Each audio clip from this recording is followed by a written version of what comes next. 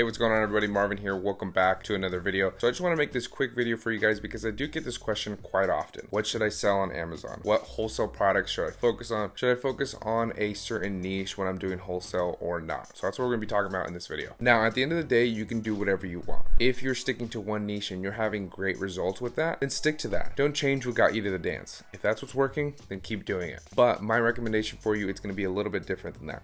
I think you guys should be focusing on selling anything and everything that makes you money, as long as you can sell it on Amazon, of course. The way that I look at my business and the way that I think you guys should look at your business is to look at yourself like a mini Walmart or a mini Target that sells everything from groceries to video games to baby products and everything in between, because this way you aren't leaving any money on the table. So let's say you're trying to stick to one niche, right?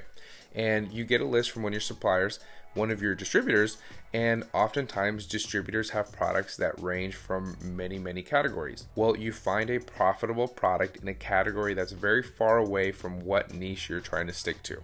Are you just going to ignore that product and dismiss it? Of course not, right? If it's profitable, chances are you're going to want to add it to your inventory.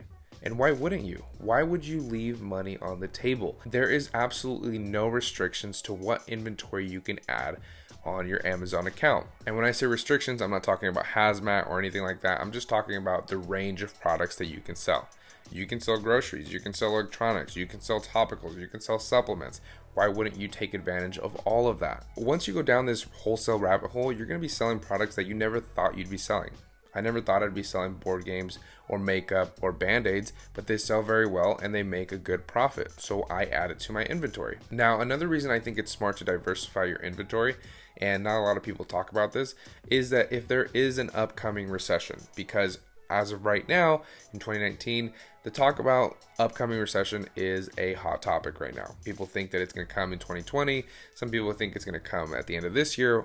Whatever your thoughts may be. If that does happen, if it does come to fruition, then which stores do you think do better? Do you think stores like Walmart do better than stores like GNC and GameStop? Of course they do. History tells us that discount stores do well during events like this, and that's because they sell everyday products that people will always need. Just because there's a recession doesn't mean people stop buying things. But with that being said, it's also important to try to sell things not only that people want, like video games and electronics, but that people need, like groceries, hygiene products, and vitamins, and everyday products that people are going to constantly be buying. Because like I said, just because their financial situation changes doesn't mean they stop purchasing things. What changes is what kind of things they're purchasing. People are always going to need groceries. People are always going to need hygiene products. So keep that in mind. Now, am I saying that sticking to one category is not profitable? Of course not.